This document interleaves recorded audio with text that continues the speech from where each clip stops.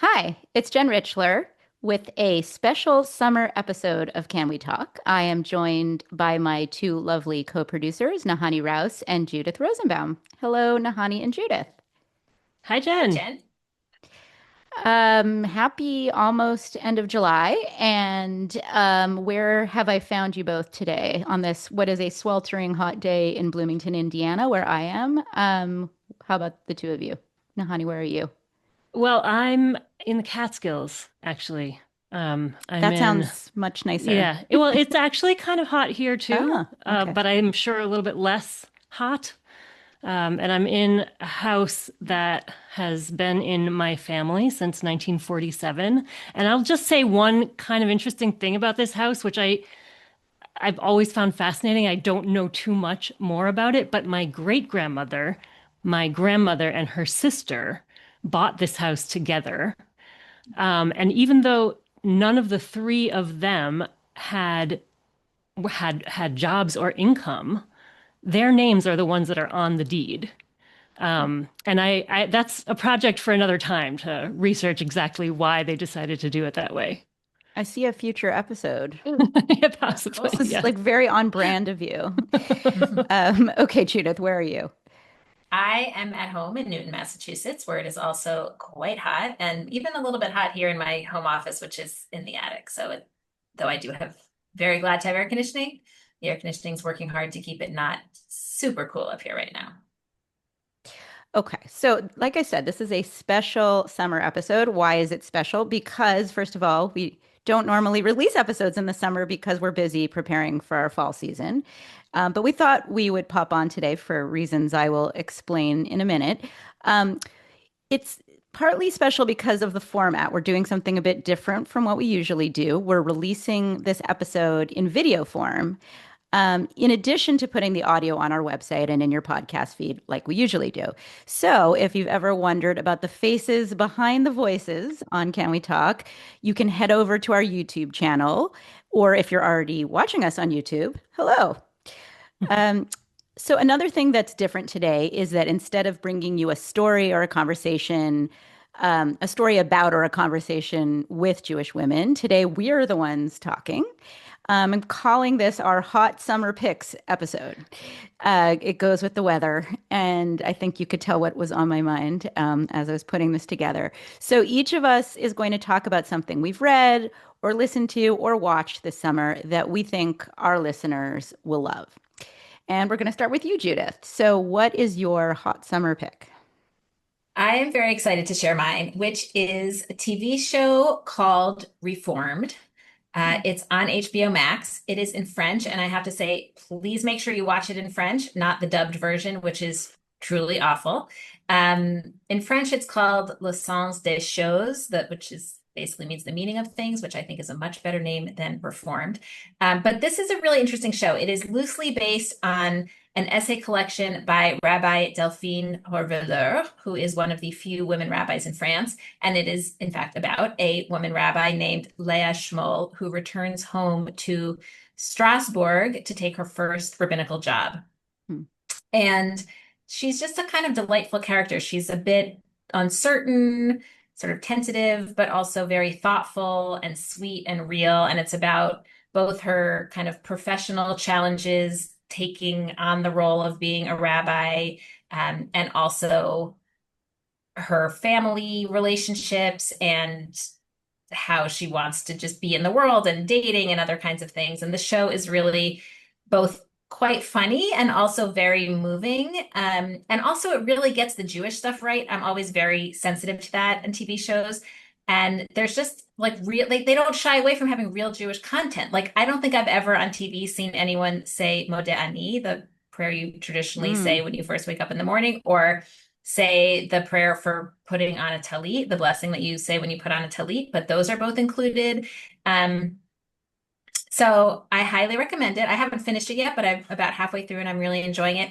I think it is a great alternative to the other the hot rabbi show of last year, Oh, God. Nobody Wants This, which was on Netflix. And I will say, like, I love Adam Brody, and I did watch that show and enjoyed aspects of it, but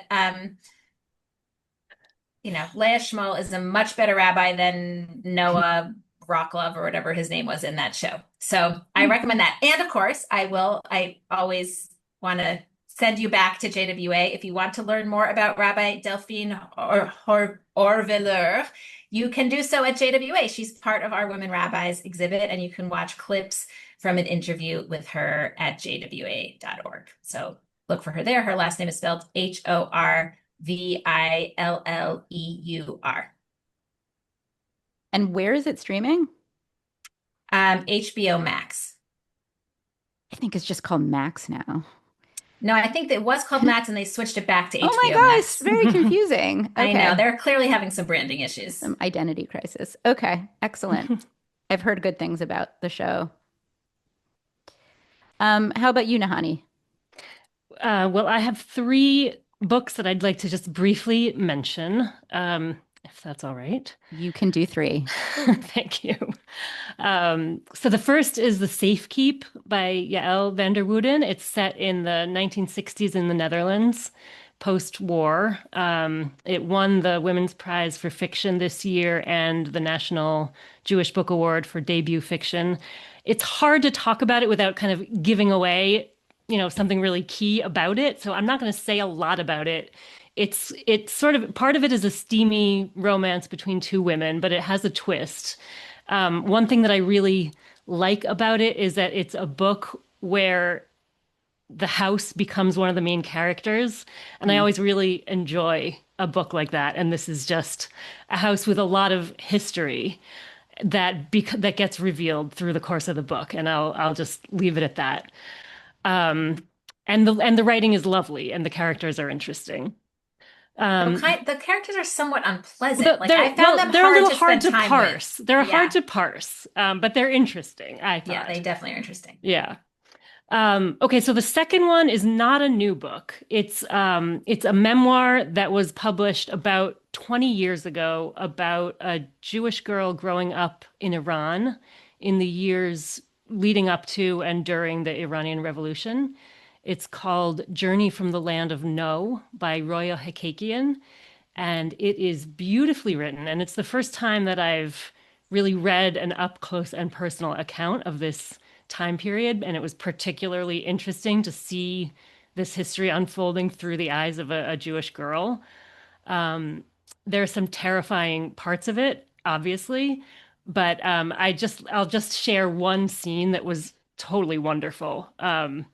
Roya's Jewish high school gets taken over by an Islamic fundamentalist headmistress, and she tries to get Roya to snitch on her fellow students. And she then gives these Mm. very impassioned lectures to this whole school about, their morality lessons. They're about like covering yourself head to toe and covering your hair. And then she tries to take away their Passover vacation. And the students basically stage a walkout and then they trash the school. Wow. Um, and it's sort of their claiming of their part in the revolution. They've sort of all been bitten by this revolutionary fervor. And yet, as Jews, their part in it's very unclear, how they're going to fit in. So can I just read this one little section? Sure. Um, Sure. it says, so they start throwing chalk and writing slogans on the board and down with this headmaster, and then they start throwing things through the windows. The windows crashed one after another. Never had the sound of shattering glass mended so many broken spirits. Never had mayhem brought more peace, because they've been surrounded by this chaos throughout many of the years of their childhood. And now they're kind of taking it into their own hands. Too much fear had tainted our days. Too many afternoons had passed in silence, with us listening to a fanatic's diatribes. We were rebelling because we were not evil, we had not sinned, and we knew nothing of the apocalypse. Together as girls, we found the courage we had been told was not in us. I Mm. found it a very, very powerful story. And then toward the end of the book, finally, the family decides they've just really seen the writing on the wall and they leave and come to America, which is where Roya Hikakian now lives. And the last book that I'll just mention that I just started is I got an advance copy of Sarah Hurwitz's new book as a Jew. Sarah Hurwitz, not Rabba Sarah Hurwitz, but the other Sarah Hurwitz, who was the Obama's speechwriter.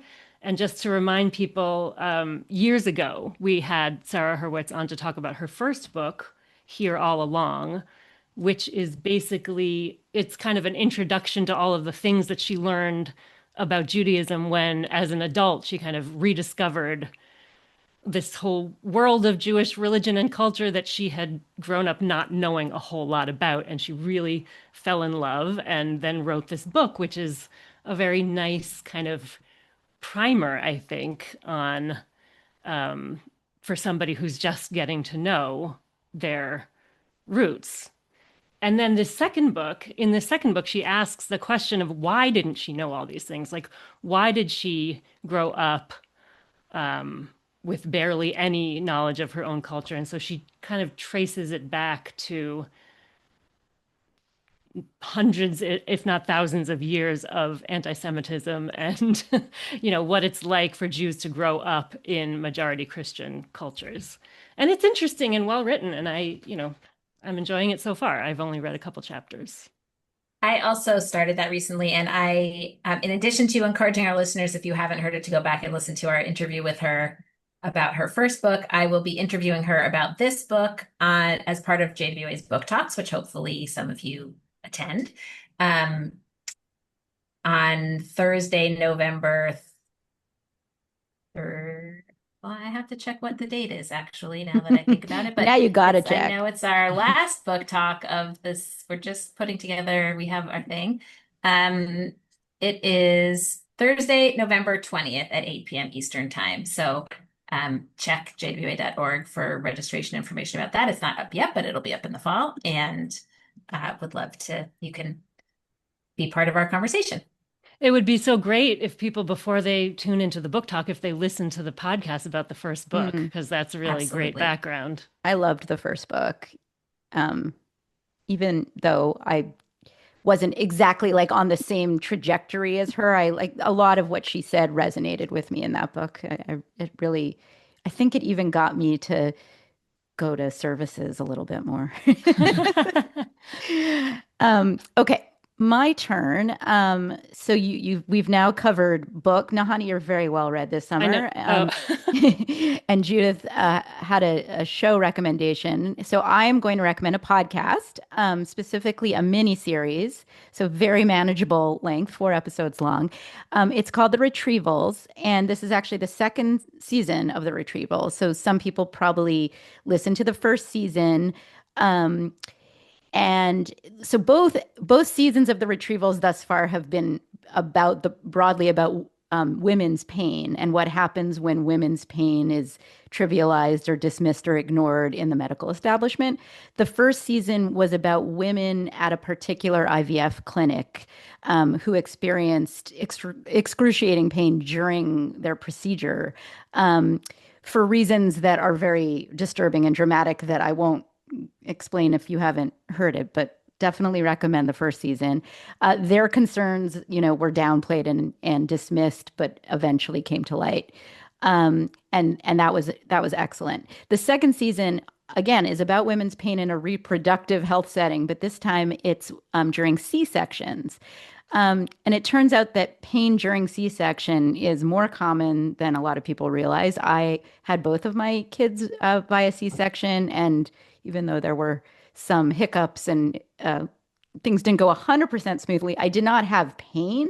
And I just assumed that you wouldn't have pain during a C-section because you've received anesthetic, you've gotten the epidural, and of course they wouldn't proceed if that hadn't worked. But turns out that's not exactly true, and that as something like 8% of women experience pain during C-section, and for some women it is unimaginable pain. The descriptions in this series are really dramatic and sometimes graphic. And so it's quite hard even to listen to, but felt really important to hear about. And so, like the first season, this season talks about what happens when these women express these concerns and that they're in this agonizing pain but aren't really listened to. And so that's sort of the common thread. But what's interesting in this season is it's also stories of the women who are trying to do something about it and who are really leading the way in making systemic changes to how pain during C-section is handled. And so I think it's just a really important story. It's fascinating. Highly recommend it. I really recommend both seasons. But yeah, I thought it was really interesting. I Um, really loved the first season also. The second season is in my queue, but I haven't had a chance to listen to it yet. But I know a little bit about the topic, not thankfully from my own C-section experience, but because I did a book talk earlier this year with Rachel Summerstein, who wrote a book called Invisible Labor, The Untold Story of the Cesarean Section, which is a sort of history of C-section and especially um, women's pain. And it's based on her own experience of having a basically un anesthetized C-section. Oh my And God. it's very much about sort of the failures of the medical establishment in dealing um, with pregnancy and C-section writ large. And I did this book talk with her last January, which you can find and watch at jwa.org in our book club section under book talks. So it was super interesting. And actually, when I saw that that was the topic of this retrieval, I reached out to her to say, oh my goodness, this is something that's been on my mind since I interviewed you, and I'm really glad it's getting this attention. I will say, I don't know if this is true for the two of you when you listen to podcasts now, but when you make podcasts, you can't help but get, you're on the one hand, you're taking in the story, and I think this story is amazing and well told. But there are certain decisions about how they told this story and the craft of putting this together that I'm not sure how I felt about. I'm sort of on the fence. I like it was a creative way to tell the story, but it was maybe a bit distracting at times. Like I don't know if it was 100% effective. So I'm curious to hear other people's takes on that. Actually, if listeners want to share their thoughts, email me at podcasts@jwa.org. I love to talk. Obviously, I'm a podcast nerd. I would love to talk about the craft of podcasting and storytelling. So I'd be interested to hear people's thoughts. And we'd love to hear your thoughts on any of the things that we've recommended. If you love them, if you hate them, if there's other things you think we should be reading, watching, listening to that are relevant, please let us know. Yes, podcasts plural at jwa.org. Hopefully, our summer picks should help tide you over until our fall season starts in September. Of course, if it's really Can We Talk specifically that you're pining for, then you can go back and listen to your favorite episodes or to any that you've missed, either at jwa.org/Can We Talk on our site or on your favorite podcast app. Um, and that's it. Thank you so much to our viewers/listeners for joining us and enjoy the rest of your summer. We will talk to you in the fall.